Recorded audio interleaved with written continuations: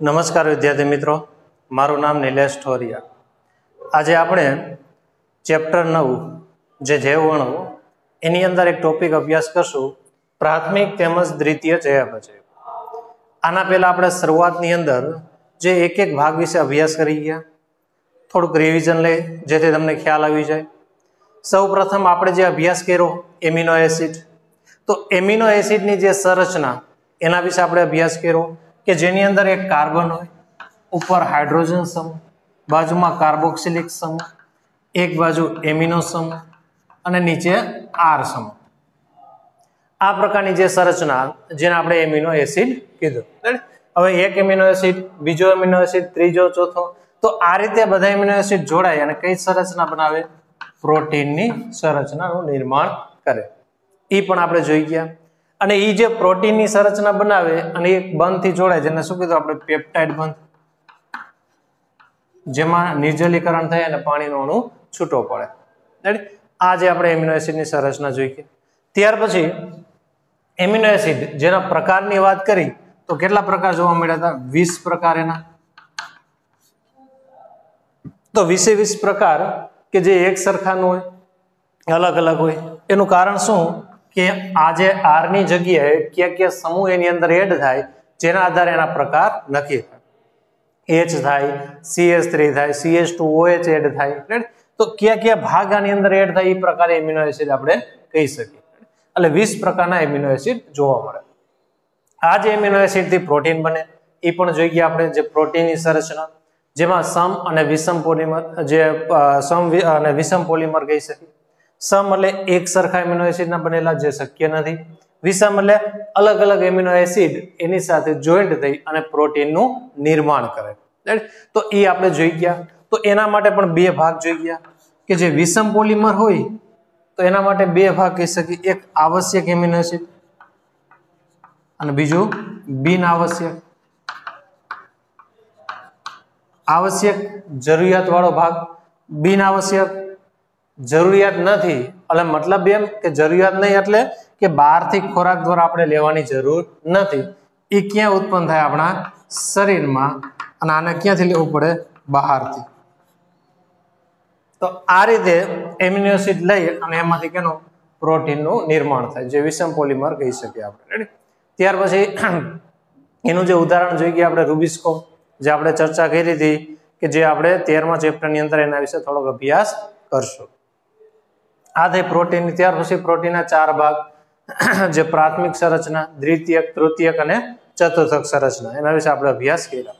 ત્યાર પછી આપણે એક બંધ જોઈ ગયા, લિપિડ, લિપિડની સંરચના, જેની અંદર બે ભાગ આપણે જોઈ ગયા, એક ફેટી એસિડ અને ત્યાર પછી બીજો ગ્લિસરોલ.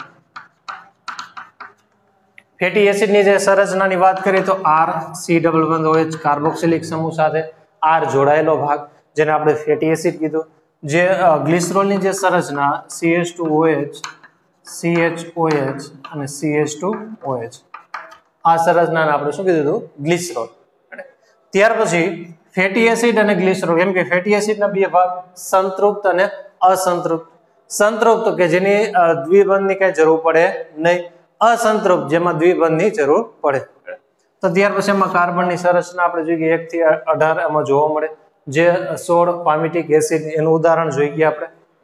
જ્યારે લિપિડની સંરચના ફેટી એસિડ અને ગ્લિસરોલ ભેગા થાય, ગ્લિસરોલનો એક અણુ, ફેટી એસિડનો એક અણુ જ્યારે જોઈન્ટ થાય તો મોનોગ્લિસરાઇડ, આનો એક અણુ, આના બે અણુ જોઈન્ટ થાય તો મોનોડાઇગ્લિસરાઇડ, 3 થાય તો ટ્રાઇગ્લિસરાઇડ તરીકે આપણે ઓળખી ગયા. ત્યાર પછી જે લિપિડ સાથે ફોસ્ફરસનો ભાગ એડ થાય તો એને આપણે શું કીધું હતું? ફોસ્ફોલિપિડ. એને ફોસ્ફોલિપિડ તરીકે ઓળખી શકે. અને આ જે ફોસ્ફોલિપિડ જે કોષરસ પટલમાં જવાબદાર, જે ઉદાહરણ તરીકે લેસિથિન, એની અંદર આપણે જોઈ ગયા. ત્યાર પછી આપણે જોઈ ગયા કે જે ન્યુક્લિક એસિડ, ત્યાર પછીનો પોઈન્ટ ન્યુક્લિક એસિડ, જે DNA RNA ના બંધારણમાં જવાબદાર હોય, જેને કે આપણે રિબો nucleic acid, deoxy રિબો nucleic acid.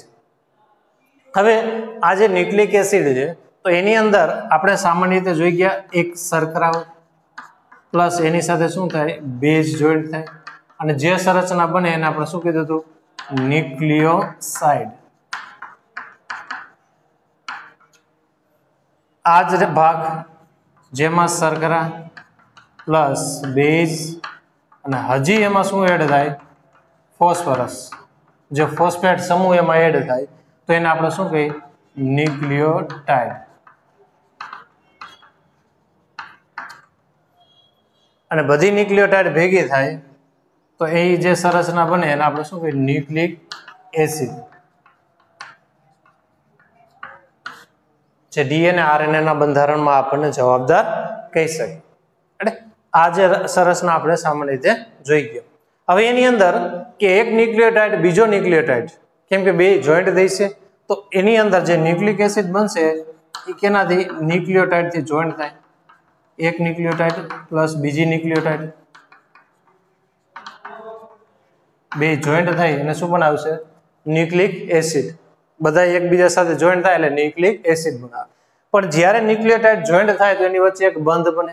તો એ કયો બંધ બનશે આપણે એ જોઈ ગયા હતા કે એની અંદર એક ન્યુક્લિયોટાઇડનો કેટલામો નંબરનો કાર્બન ત્રીજો, બીજા ન્યુક્લિયોટાઇડનો પાંચમો કાર્બન જે ફોસ્ફરસ સાથે જોઈન્ટ થાય અને એસ્ટર બંધથી બને જેને શું કીધું ડાયફોસ્ફો એસ્ટર બંધ તરીકે આપણે ઓળખી શકીએ. ફોસ્ફો ડાયએસ્ટર બંધ જેનાથી ભાગ શું થાય જોઈન્ટ થાય. કેમ કે ડાયએસ્ટર બે બાજુ ફોસ્ફરસ સાથે જોઈન્ટ થાય એટલે ફોસ્ફો ડાયએસ્ટર બંધ આપણે કહી શકીએ. રેડી? એનાથી આખી જે સંરચના બને જેનું ઉદાહરણ એક આપણે જોઈ ગયા હતા ડીએનએ, જેની અંદર જે એ ટી સી જી અને યુ. ડીએનએ છે એટલે આપણે વાત કરી યુરેસિલ એમાં જોવા મળે નહીં. તો એની અંદર આ બધા શું છે બેઝ. તો એ સામે કયો ભાગ બેઝ આવશે ટી અને જી સામે કયો આવશે સી. એક પોઈન્ટ રહી ગયો તો આપણે કે એ સામે ટી કેટલા બંધથી બે બંધથી એમાં જોઈન્ટ થાય અને જે જી સામે સી કેટલા બંધ ત્રણ જે બંધથી બે જોઈન્ટ થઈ અને આખી સંરચનાનું નિર્માણ કરે. એ સામે ટી જી સામે સી. એક પ્યુરિન રિંગ અને બીજી પિરિમિડિન રિંગ. પ્યુરિન અને પિરિમિડિન બે ભેગી થાય એટલે આ રીતે ડીએનએ ની આખી સંરચનાનું નિર્માણ કરે. આટલી જે માહિતી આપણે અગાઉ જોઈ ગયા હતા. હવે એનાથી એક સ્ટેપ આગળ કે પ્રાથમિક તેમજ દ્વિતીય ચયાપચય કોને કહી શકીએ આપણે તો એ લઈ લે.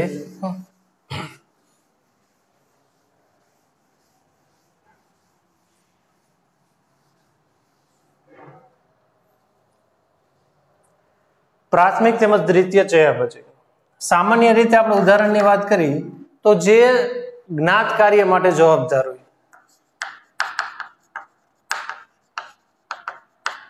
જ્ઞાત કાર્ય એટલે કે જોઈ શકીએ જે કેના માટે જવાબદાર છે આપણે દેહ ધાર્મિક ક્રિયા માટે. દેહ ધાર્મિક ક્રિયા એટલે શું કે જે દેહને ટકાવી રાખવા માટે જે જરૂરી મહત્વના જે ઘટકો કે જે આપણા જીવન માટે જરૂરી જે એમિનો એસિડ લઈ લ્યો, શર્કરા લઈ લ્યો, રેડી અલગ અલગ જે ભાગ જે આપણા જીવન માટે જરૂરી જે ભાગ જરૂરી ભાગ કહી શકીએ દેહ ધાર્મિક કાર્ય ટકાવી રાખવા માટે જે જરૂરિયાત વાળો ભાગ જેને આપણે શું કહીએ પ્રાથમિક ચયાપચય તરીકે ઓળખી શકીએ. જેને શું કહેવાય પ્રાથમિક ચયાપચય.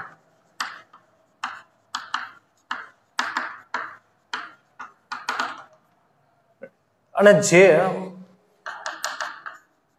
માનવ કલ્યાણ માટે જે ઉપયોગી ભાગ હોય જેને આપણે શું કહીએ દ્વિતીય ચયાપચય.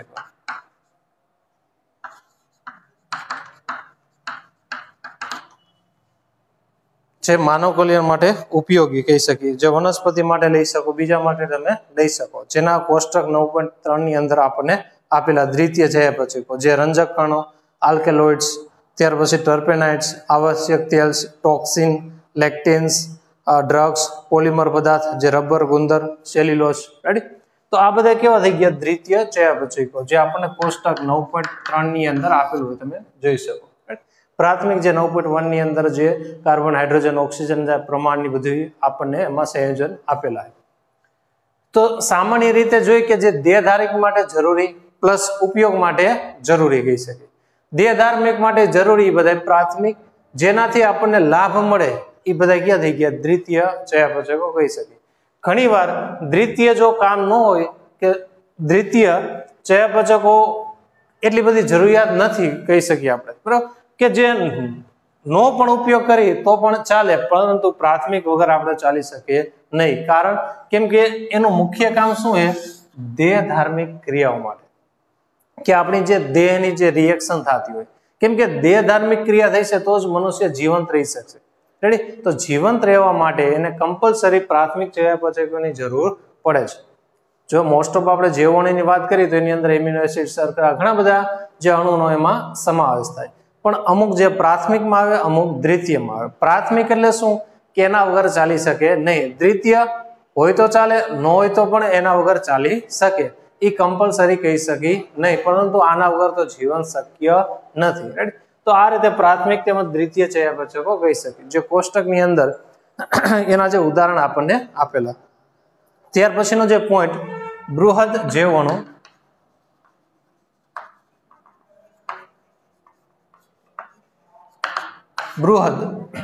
બૃહદ એટલે મોટું, સૂક્ષ્મ એટલે કે નાનું કહી શકીએ આપણે. તો જે મોટા અણુ અને નાના અણુ, એના મુખ્ય જે ભાગ, જેના અણુભારના આધારે એને મુખ્ય બે ભાગની અંદર ડિવાઈડ કર્યા. કે જે આમાં આપેલું આપણે 18 થી લગભગ 800 ડાલ્ટનની આસપાસ એના જે અણુની જે અણુભાર એના જોવા મળે. તો સામાન્ય રીતે કે જે 1000 થી ઓછા જે અણુભાર ધરાવતા હોય અને એક ભાગ એને પાડ્યો 1000 થી વધારે અણુભાર ધરાવે.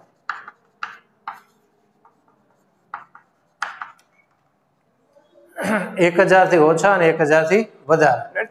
1000 થી ઓછા એ બધા કેવા આવશે? સૂક્ષ્મ જે અણુ આપણે કહી શકીએ, સૂક્ષ્મ જેવો અણુ. અને 1000 થી વધારે જેને આપણે શું કહીએ? બૃહદ અણુઓ કહી શકીએ. જે બૃહદ અણુઓ મોસ્ટ ઓફ બધા કેવા જોવા મળે? એસિડ અદ્રાવ્ય,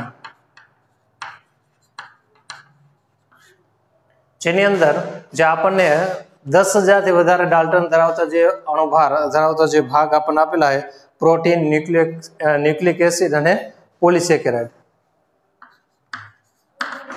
પ્રોટીન, ન્યુક્લિક એસિડ અને પોલિસેકેરાઇડ. પ્રોટીન, ન્યુક્લિક એસિડ અને પોલિસેકેરાઇડ, કે જેના 10,000 થી વધારે પણ વધુ જે ડાલ્ટન અણુભાર એનો જોવા મળે. જ્યારે અપવાદ સાથે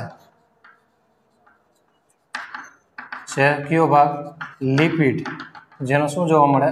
800 થી જે 800 ની આજુબાજુ એવરેજ કહી શકીએ. રેડી? કે જે 800 અણુભાર એનો જે અણુભાર જોવા મળે, જે 800 અણુભાર ડાલ્ટન એનો ભાગ જોવા મળે. તો 800 ભાગ છે તો એ કેવા થઈ ગયા? 1000 થી ઓછા, એટલે કેમાં આવે છે? સૂક્ષ્મ અણુ. પણ લિપિડ અપવાદ સાથે કેમાં આવે છે? બૃહદ અણુ. મતલબ એ ભાગ કેવા થઈ ગયા? એસિડ અદ્રાવ્ય ભાગની અંદર જોવા મળે. એનું મુખ્ય કારણ શું? કેમ કે છે એક 800 એટલે કે 1000 થી ઓછા એના જે ડાલ્ટન અણુભાર જોવા મળે. મતલબ એ આવા કેમાં આવવા જોઈએ? સૂક્ષ્મ જેવણુની અંદર હોવો જોઈએ. પરંતુ એનો જે અણુભાર ઓછો છે માટે એને કેમાં રાખ્યા? બૃહદ અણુમાં. એનું મુખ્ય કારણ શું? તો એનું મુખ્ય કારણ એ જ કે લિપિડ મુક્ત સ્વરૂપે જોવા મળે નહીં. જેમ બીજાણુઓ પોતાના સ્વતંત્ર સ્વરૂપે જોવા મળે, એમ લિપિડ અલગ સ્વરૂપે જોવા મળે નહીં. એક ઉદાહરણ લઈ, જે આપણું કોષ રસ પટલ. કોષ રસ પટલ, તો એ જે કોષ રસ પટલ કે જેની અંદર પ્રોટીન અને લિપિડ, જે ફોસ્ફોલિપિડનો ભાગ એની સાથે જોડાયેલો ભાગ જોવા મળે. લિપિડ એક નહીં, પણ એની સાથે ફોસ્ફરસનો ભાગ એટલે કે ફોસ્ફોલિપિડ. તો બે મિક્સ સ્વરૂપે જોવા મળે. જ્યારે એને વાટી અને ગાળણ કરવામાં આવે તો લિપિડ પાણીમાં કેવા છે? અદ્રાવ્ય. હવે તમે એને ગાળણ કરી, જે ચીજ ક્લોથ રાખી અને જે વાટી આપણે જોઈ ગયા હતા, જે યકૃતનો ભાગ લઈ લ્યો, અથવા તો વનસ્પતિના જે શાકભાજીનો કોઈ પણ ભાગ એને વાટી અને ગાળણ કરશો તો અમુક જે દ્રાવ્ય હશે એ વહન થઈને ક્યાં વહી જશે? નીચે, અને અદ્રાવ્ય ભાગ એની અંદર ઉપર જોવા મળશે. ઉપર જે જોવા મળે એ બધા ક્યાં થઈ ગયા? બૃહદ અણુ તરીકે આપણે ઓળખી શકીએ. જેની અંદર લિપિડ પાણીમાં અદ્રાવ્ય છે એટલે એનું ગાળણ થઈ શકે નહીં, પરંતુ એના જે અણુભાર 800 ડાલ્ટન છે, પરંતુ એ પાણીમાં અદ્રાવ્યના હિસાબે એ અંદર દાખલ થઈ શકતા નથી. માટે એ કયા સ્વરૂપે જોવા મળશે? બૃહદ અણુ સ્વરૂપે જોઈ શકાય, પણ હકીકતમાં એ બૃહદ અણુ છે નહીં. એ હકીકતમાં કહેવાય સૂક્ષ્મ જૈવ અણુ તરીકે આપણે એને ઓળખી શકીએ. રેડી? તો આ જે મુખ્યનો જે ભાગ આપણે કહી શકીએ, જે બૃહદ અણુ, બૃહદ જૈવ અણુ કોને કહી શકીએ? એક અપવાદરૂપ એક ભાગ આપણને આપેલો હતો, જે લિપિડ, જેની આપણને થોડીક માહિતી આમાં આપેલી છે, જે આપણે અત્યારે લીધું. ફરીથી એકવાર જોઈ લઈએ. પ્રાથમિક તેમજ દ્વિતીય ચયાપચયકો. સામાન્ય ભાષામાં પ્રાથમિક જે આપણા જ્ઞાત કાર્ય માટે કે શરીરની દૈહિક રિએક્શન માટે જે જવાબદાર કહી શકીએ પ્રાથમિક, અને દ્વિતીય જે માનવ કલ્યાણ માટે, જે માનવ માટે ઉપયોગી કહી શકો. આમ જરૂરિયાત વાળો ભાગ કહી શકીએ, પરંતુ એ ન હોય તો પણ ચાલી શકે. ધારો કે રબર, ગુંદર આ ન હોય તો પણ ચાલી શકે, પરંતુ કે જે શરીર માટે જરૂરી જે ભાગ, એમિનો એસિડ, શર્કરા લઈ શકો, આ બધા ભાગ ન હોય તો એના વગર ચાલી શકે નહીં. તો એ બધા પ્રાથમિક ચયાપચયકો તરીકે આપણે ઓળખી શકીએ કે જેના વગર આપણે ચાલી શકીએ નહીં, પરંતુ જે માનવ કલ્યાણ માટે ઉપયોગી એ બધાને આપણે દ્વિતીય ચયાપચયકો તરીકે ઓળખી શકીએ. ત્યાર પછી ખાસ મહત્વનું બૃહદ જૈવ અણુ, કે બૃહદ કોને કહી શકીએ? તો એના જે અણુભારના આધારે એના મુખ્ય બે ભાગની અંદર ડિવાઈડ કરી દીધો. એક ભાગ એવો કે જે 1000 ડાલ્ટન થી જે ઓછો અણુભાર ધરાવે એ બધાને સૂક્ષ્મ જૈવ અણુ કહી શકીએ, અને જે 1000 થી વધારે જે ડાલ્ટન અણુભાર ધરાવે એ બધાને આપણે બૃહદ અણુ તરીકે ઓળખી શકીએ. જેમાં સૌથી વધારે જે અણુભાર ધરાવતો ભાગ પ્રોટીન, ન્યુક્લિક એસિડ અને પોલિસેકેરાઇડ, જે 10,000 થી પણ વધારે ડાલ્ટન અણુભાર જોવા મળે, છતાં પણ એ એસિડ દ્રાવ્ય ભાગની અંદર જોઈ શકીએ. હવે એની અંદર જે અપવાદ તરીકે લિપિડ શબ્દ વાપરો, અપવાદ, એનું કારણ શું? તો એનું મુખ્ય કારણ એ કે એમાં 800 ડાલ્ટન અણુભાર જોવા મળે, છતાં પણ એનો કેમાં સમાવેશ થાય? બૃહદ અણુમાં સમાવેશ થાય. તો શું કામ? જે 800 ડાલ્ટન અણુભાર ધરાવે છે, જે સમાવેશ કેમાં થવો જોઈએ? કે એસિડ દ્રાવ્ય ભાગમાં, મતલબ સૂક્ષ્મ જૈવ અણુની અંદર દાખલ થવો, એનો જે સમાવેશ થવો જોઈએ, પરંતુ થતા નથી. એનું કારણ, એક મુખ્ય એનું કારણ, જે મુક્ત સ્વરૂપે જોવા નથી મળતા. પ્લસ જે ક્યાં જોવા મળે? આપણા કોષરસ પટલમાં, જે પાણીમાં કેવાય અદ્રાવ્ય છે. જ્યારે એને વાટી, કોષોને વાટી અને જ્યારે ગાળણ કરી ચીઝ ક્લોથની અંદરથી, તો જે દ્રાવ્ય ભાગ શું થઈ જશે? નિતાર થઈ અને અંદર દાખલ થઈ જશે. જે પાણીમાં અદ્રાવ્ય એ ભાગ બહાર રહેશે. તો જે બહાર રહી ભાગને આપણે શું કીધું હતું? બૃહદ અણુ. જેમાં લિપિડના જે ડાલ્ટન અણુભાર 800 ડાલ્ટન અણુભાર છે, છતાં પણ એ પાણીમાં અદ્રાવ્યના હિસાબે ગાળણ થઈ શકતા નથી, એટલે કે એ બહાર રહીએ. એટલે કયા સ્વરૂપે જોવા મળશે? એસિડ અદ્રાવ્ય ભાગ, જેથી એનો સમાવેશ કેમ થઈ જાય? બૃહદ જૈવ અણુની અંદર એનો સમાવેશ જોવા મળે. તો આના આધારે આપણે મુખ્ય બે ભાગ પાડી શકીએ કે જે સૂક્ષ્મ અણુ અને જૈવ અણુની અંદર આપણે કહી શકીએ. રેડી? ત્યાર પછીનો જે ટોપિક કે જે ઉત્સેચક કઈ રીતે કાર્ય કરે છે, તો 2-3 ટોપિક આપણે વચ્ચે છે એ મૂકી દઈશું અને છેલ્લા ટોપિકથી ચાલુ કરશું કે જે મુખ્ય ઉત્સેચકની કાર્ય પદ્ધતિ કયા સ્વરૂપે જોવા મળે.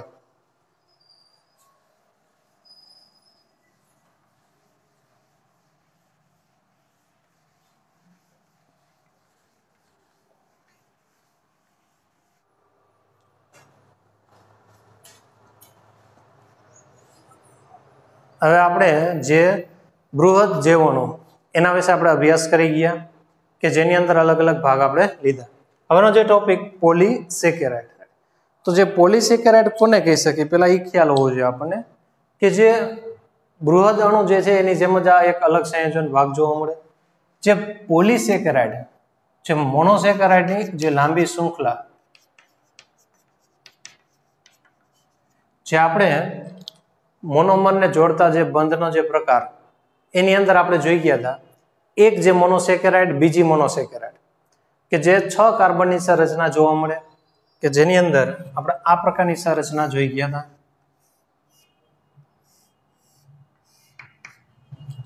આ એક ભાગ, એની સામે આ બીજી જે મોનોસેકેરાઇડ,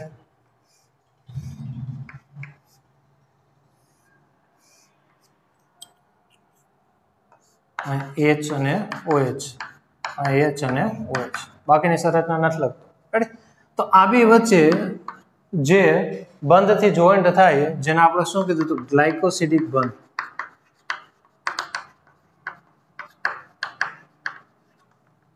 ગ્લાયકોસિડિક બંધ આપણે કહી શકીએ કે જે ગ્લાયકોસિડિક બંધથી બે જોઈન્ટ થાય, જે મોનો જોઈન્ટ થાય એને શું બનાવે, ડાયસેકેરાઇડ. એ રીતે પોલીસેકેરાઇડ નું નિર્માણ કરે. તો મોનોસેકેરાઇડ એક કરતા વધારે ભાગમાં જોઈન્ટ થાય તો આ રીતે જે પોલીસેકેરાઇડ કે જેનું નિર્માણ કરે. તો એના જે મુખ્ય પાયા તરીકે કયો ભાગ જોવા મળે, મોનોસેકેરાઇડ. આ કેના જેવી સંરચના, જેને આપણે કહીએ ને કે જે એમિનો એસિડ. તો એનો જે મુખ્ય ભાગ, જેમ આપણે કહીએ ને પ્રોટીન, તો પ્રોટીન બને કેમાંથી, એમિનો એસિડમાંથી. કે જેની અંદર એમિનો એસિડ એક કરતા વધારે ભાગ જોઈન્ટ થાય અને એક જે લાંબી શૃંખલાનું નિર્માણ કરે, જેને આપણે શું કહીએ, પ્રોટીન કહી શકીએ. એ જ રીતે એના જે પ્રોટીનના મુખ્ય પાયા તરીકે કયો ભાગ જોવા મળે, એમિનો એસિડ.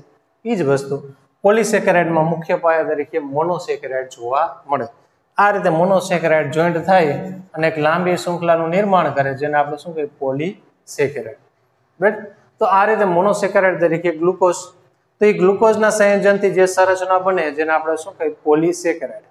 પરંતુ આ જે દરેક સંરચના, જે આજે આખી પોલીસેકેરાઇડ બને, તો બધામાં એનો જે અલગ અલગ ભાગ જોવા મળે. વનસ્પતિની અંદર ગ્લુકોઝ જોઈન્ટ થાય અને શું બનાવે, સેલ્યુલોઝ બનાવે. એ જ વનસ્પતિમાં સ્ટાર્ચ સ્વરૂપે બને, જ્યારે મનુષ્યમાં એ ગ્લાયકોજન સ્વરૂપે એમાં જોવા મળે. તો મુખ્ય 3 ભાગ એની જે સંરચના આપણને આપેલી છે, તો એ આપણે જોઈ લઈએ એકવાર.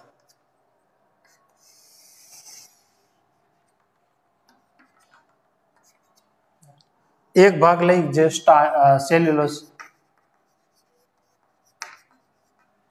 જે વનસ્પતિની અંદર જોવા મળે, કે જેની અંદર જે ગ્લુકોઝની લાંબી શૃંખલા,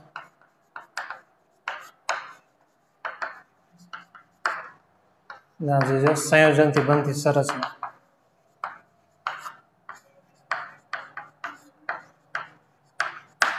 જેને આપણે સેલ્યુલોઝ તરીકે ઓળખી શકીએ.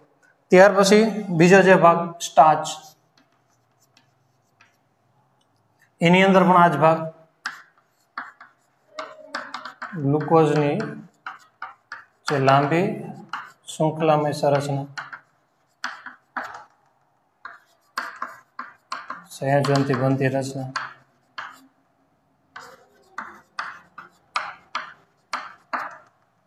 અને ત્યાર પછી જે ગ્લાયકોજન, ત્રીજો ભાગ ગ્લાયકોજન, જે મનુષ્યની વાત કરીએ આપણે, મનુષ્યની અંદર જોવા મળે.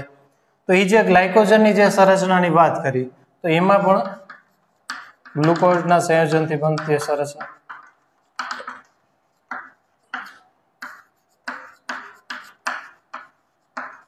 તો મુખ્ય પાયા તરીકે દરેકની અંદર શું જોવા મળે, મોનોસેકેરાઇડ એટલે ગ્લુકોઝ. ગ્લુકોઝ દરેકના પાયાની અંદર જોવા મળે. સેલ્યુલોઝ જે વનસ્પતિમાં શેના માટે જવાબદાર હોય, કોષ દિવાલ માટે. કેમ કે કોષ દિવાલ માટે કોણ જવાબદાર હોય, સેલ્યુલોઝ. જ્યારે સ્ટાર્ચ જે આના કરતા થોડોક ફેરફાર, એના બંધારણમાં ફેરફાર જોવા મળે, તો એ જે વનસ્પતિમાં ઉર્જા સ્વરૂપે સંગ્રહ પામે.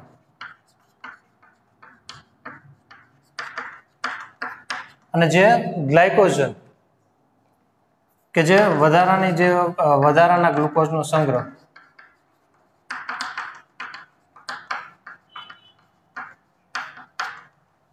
કે જ્યારે જરૂર પડે ત્યારે એ ગ્લાયકોજનનું ગ્લુકોઝમાં, એ આપણે પછી લઈશું, પેલા 2 પોઈન્ટ સમજી. તો આની અંદર જે સેલ્યુલોઝ અને સ્ટાર્ચ, સેલ્યુલોઝનું કામ શું, કે વનસ્પતિની નિર્જીવ કોષ દિવાલ, જેને આપણે શું કહીએ, સેલ્યુલોઝ. જે ગ્લુકોઝની જે સંરચનાથી બનતી સંરચના, જે પોલીસેકેરાઇડ આપણે કહી શકીએ. બધામાં સરખી ન હોય, અમુકમાં અલગ અલગ ફેરફાર હોય, પણ મોસ્ટ ઓફ મેક્સિમમ કે જે ગ્લુકોઝનો જે મોનોસેકેરાઇડની સંરચનાથી બનતી જે સંરચના એમાં જોવા મળે, કેમ કે એમાં પ્રાથમિક દ્વિતીય કોષ દિવાલ જોઈ શકાય. તો એની અંદર જે કોષ દિવાલ અને જે સ્ટાર્ચ, આમ જોઈએ તો મુખ્ય પાયા તરીકે બેમાં શું જોવા મળે? મોનોસેકેરાઇડ. પરંતુ બેના બંધારણમાં સાવ અલગ અલગ જોવા મળે. એના જે બંધારણની વાત કરીએ આપણે, તો આમાં શું હોય કે જે આયોડીન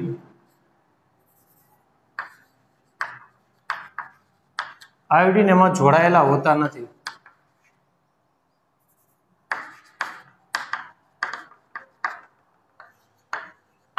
આયોડીન જોડાયેલા ન હોય તો એની જે કુંતલ જેવી સંરચના ન બને, જે એક સીધી સંરચના એની અંદર જોવા મળે. જ્યારે આની અંદર શું હોય કે આયોડીન એની સાથે જોડાય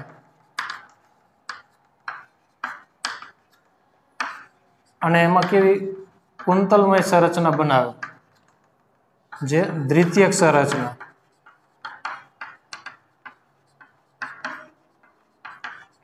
જે આપણે જોઈ ગયા કુંતલ જેવી સંરચના. આ રીતે વચ્ચે જે આયોડીનના બંધથી એકબીજા સાથે જોઈન્ટ રાખે, આમાં આયોડીનના બંધ જોઈન્ટ ન થાય તો સ્ટ્રેટ થઈ જાય. તો બેના સ્ટ્રક્ચર ફરી ગયા તો બેના કાર્ય ફરી ગયા. એક ઉર્જા સ્વરૂપે સંગ્રહ, એક કોષ દિવાલ માટે સંરચના. તો સંરચનાના આધારે એના કાર્ય બેના કેવા થઈ ગયા? સાવ અલગ અલગ. કારણ કેમ કે એના બંધારણમાં શું થઈ ગયો? ફેરફાર. એના જે સ્ટ્રક્ચરમાં ફેરફાર, તો એના બંધારણમાં ફેરફાર. તો એના બંધારણમાં ફેરફાર, તો એના કાર્ય પણ કેવા? અલગ અલગ કહી શકે. સમજાય? આ એના જેવું હોય કે જે મનુષ્યના બધા મનુષ્ય એક સરખા ન હોય. એનું કારણ શું? કે આમ જોઈએ તો મુખ્ય ઘટક તરીકે શું હોય બધામાં? ડીએનએ. પરંતુ એ ડીએનએના બંધારણમાં બધામાં કેવો હોય? ફેરફાર. હવે ડીએનએના બંધારણમાં ફેરફાર, તેના કોષમાં ફેરફાર, એ કોષમાં ફેરફાર તો પેશીમાં ફેરફાર, પેશીમાંથી અંગમાં ફેરફાર, અંગતંત્ર અને દેહમાં શું જોવા મળે? ફેરફાર. આમ જોઈએ તો મુખ્ય ઘટક તરીકે બધાની અંદર શું જોવા મળશે આપણને? ડીએનએ. પરંતુ એના જે બંધારણમાં ફેરફાર, જેના હિસાબે એના સ્ટ્રક્ચર, એના કાર્ય, એ પણ એવો શું થઈ જાય? એમાં ફેરફાર જોવા મળે.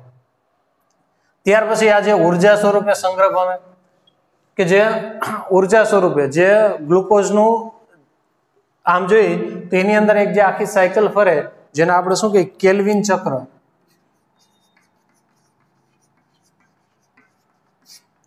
આ જે કેલ્વિન ચક્ર ફરે, જેના હિસાબે એમાં ઉર્જાનો શું થાય? સંગ્રહ પામે. આપણે 8મા ચેપ્ટરની અંદર શીખી ગયા કે જે હરિત દ્રવ્ય, જે રંજક દ્રવ્ય કહી શકીએ, ક્લોરોફિલ કહી શકીએ, ક્લોરોફિલ A, ક્લોરોફિલ B, એની અંદર શું થાય કે એ જે આખો જે હરિતકણનો ભાગ લઈ લઈએ આપણા, આ સિક્કાની થપ્પી જેવી જે સંરચના, જેને આપણે શું કીધું? થાઇલેકોઇડ કીધું. તો આ જે થાઇલેકોઇડમાં પ્રકાશની પ્રક્રિયા થાય, મતલબ કે જે વાતાવરણમાં જે પ્રકાશનું શોષણ કરી અને પ્રકાશ સંશ્લેષણ થઈ અને ત્યાર પછીની જે બીજી રિએક્શન, જે કેલ્વિન ચક્ર, એ આ ભાગમાં થાય. માટે એને શું કીધું? અંધકાર પ્રક્રિયા. અને આ જે કેલ્વિનની પ્રક્રિયા થઈ અને કેનું નિર્માણ કરશે? ગ્લુકોઝ. કેલ્વિન ચક્ર ફરી અને એમાંથી કેનું નિર્માણ કરશે? ગ્લુકોઝ. હવે ગ્લુકોઝ થઈ ગયું, ત્યાર પછી શર્કરા સ્વરૂપે વનસ્પતિમાંથી પર્ણમાંથી વહન થઈ અને ક્યાં આવશે? નીચે. પર્ણમાંથી નીચે વહન થાય. નીચે મૂળમાં એનો શું થાય? ખોરાકનો સંગ્રહ થાય. એ કયા સ્વરૂપે? સ્ટાર્ચ સ્વરૂપે ખોરાકનો એમાં સંગ્રહ થાય. અને એ જે સંગ્રહ થાય જેને શું કે આપણે સિંક શબ્દ વાપરી શકીએ, કે જે વનસ્પતિની અંદર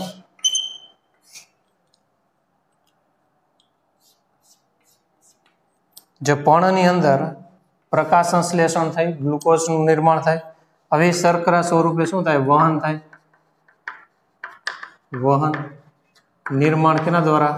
ગ્લુકોઝ દ્વારા. અને એ વહન થઈ અને જે સંગ્રહ પામે એ કયા સ્વરૂપે? સ્ટાર્ચ સ્વરૂપે સંગ્રહ પામે. અને એ જે સંગ્રહ પામે એને આપણે શબ્દ વાપરી સિંક તરીકે શબ્દ વાપરી શકીએ, કે અહીંયા સંગ્રહ થાય. હવે વનસ્પતિને ભવિષ્યમાં કદાચ કોઈ એક ભાગનું નિર્માણ કરવું હોય તો એ નિર્માણ માટે એને ઉર્જાની જરૂર પડશે. તો એ ઉર્જાને ક્યાંથી મળશે? નીચે જે સંગ્રહ પામ્યો હોય અહીંથી એને ઉર્જા મળે. તો એ ઉર્જા સ્વરૂપે કે આ સ્ટાર્ચ સ્વરૂપે એનો સંગ્રહ જોવા મળે. ગ્લુકોઝ સ્વરૂપે નિર્માણ, શર્કરા સ્વરૂપે વહન અને સ્ટાર્ચ સ્વરૂપે એનો સંગ્રહ થાય વનસ્પતિ. ત્યાર પછી ગ્લાયકોજન, કે જેની અંદર વધારાના જો ગ્લુકોઝનું નિર્માણ થાય. જે ગ્લાયકોજન એક આખી લાંબી શૃંખલા, જે કાર્ટૂન જેવી સંરચના જોવા મળે. એમાં જે જમણી બાજુ રિડ્યુસિંગ શર્કરા અને ડાબી બાજુ નોન રિડ્યુસિંગ શર્કરા જોવા મળે.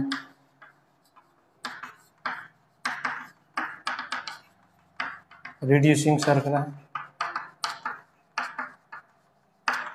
અને ત્યાર પછી ડાબી બાજુ નોન રિડ્યુસિંગ શર્કરા. રિડ્યુસિંગ અને નોન રિડ્યુસિંગ આ બે શર્કરા એની અંદર જોવા મળે. ત્યાર પછી આ જે ગ્લાયકોજન, હવે ગ્લાયકોજનનું મુખ્ય કામ શું?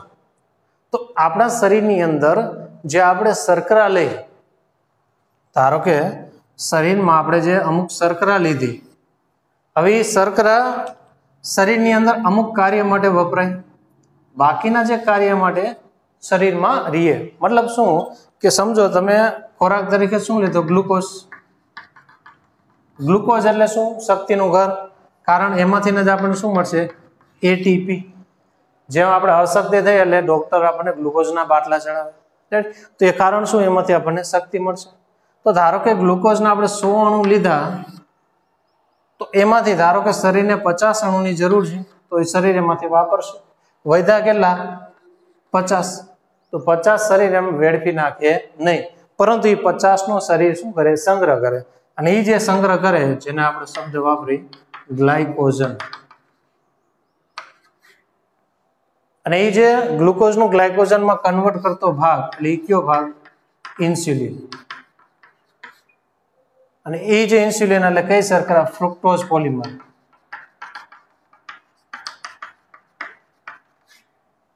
એ ફ્રુક્ટોઝ પોલિમર જે ગ્લુકોઝનું ગ્લાયકોજનમાં કન્વર્ટ કરે. જ્યારે જરૂર પડે ત્યારે ગ્લાયકોજનનું ગ્લુકોઝમાં કન્વર્ટ થાય. તો એ જે ગ્લાયકોજનનું ગ્લુકોઝમાં કન્વર્ટ કરતો એ પણ બીજો ઉત્સેચક જે આપણે જોઈ ગયા, જેને આપણે શું કીધું? ગ્લુકાગોન.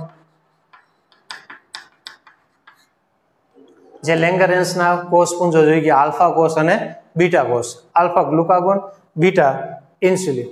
આ પણ જોઈ ગયા આપણે. જો શરીરમાં ઇન્સ્યુલિનની ઉણપ થાય, કે જે સ્વાદુપિંડમાંથી ઇન્સ્યુલિન જે અંતઃસ્ત્રાવમાંથી એનો જે બે ભાગ છે, બહિસ્ત્રાવી અને અંતઃસ્ત્રાવી, તો અંદરના ભાગમાંથી ઉત્પન્ન થતો બંધ થઈ જાય, તો શરીરમાં ગ્લુકોઝ એટલે કે શર્કરાનું લેવલ વધી જાય. અને શર્કરાનું લેવલ વધી જાય તો શું થાય? એક ડાયાબિટીસની અસર એમાં જોવા મળે. આ મુદ્દા આપણે આગળ શીખી ગયા. તો આની અંદર જે સ્ટ્રક્ચર, જે બંધારણ, મુખ્ય પાયા તરીકે ગ્લુકોઝ જ જોવા મળે, પરંતુ બધાના બંધારણ કેવા છે? અલગ અલગ. દરેકના બંધારણ અલગ અલગ, તો દરેકના કાર્ય પણ કેવા થઈ ગયા? સાવ અલગ અલગ કહી શકીએ. અમુક સેલ્યુલોઝ માટે કામ કરે, અમુક સ્ટાર્ચ સ્વરૂપે કામ કરે, અમુક ગ્લાયકોજન સ્વરૂપે કામ કરે. સેલ્યુલોઝ જે નિર્જીવ કોષ દિવાલ તરીકે રક્ષણ કરવાનું કામ કરે. સ્ટાર્ચ વનસ્પતિમાં ખોરાકનો સંગ્રહ કરે, જરૂર પડે તો એ ખોરાક આપે. જ્યારે ગ્લાયકોજન એ પણ આમ જોઈએ તો મનુષ્યમાં પણ શક્તિનો સંગ્રહ કરે, જ્યારે જરૂર પડે ત્યારે એ શક્તિ એને અર્પણ કરે, આપવા માટે મુખ્ય કામ કરી શકે. રાઈટ? આ સામાન્ય જે પોલિસેકેરાઇડ કીધી. ત્યાર પછી જટિલ પોલિસેકેરાઇડ. જટિલ કોને કહેવાય? કે જેની સંરચના એક અને બીજો ભાગ બે જોઈન્ટ થાય. મતલબ શું? કે એની અંદર જે મોનોસેકેરાઇડ, ડાયસેકેરાઇડ, પોલિસેકેરાઇડ પ્લસ બીજો એમિનો એસિડ, એમિનો એસિડ અને પોલિસેકેરાઇડ જોઈન્ટ થઈને જે સંરચના બનાવે છે એને શું કીધું? જટિલ પોલિસેકેરાઇડ. જેના ઉદાહરણ આપેલા આપણે ગ્લુકોઝ એમાઇન.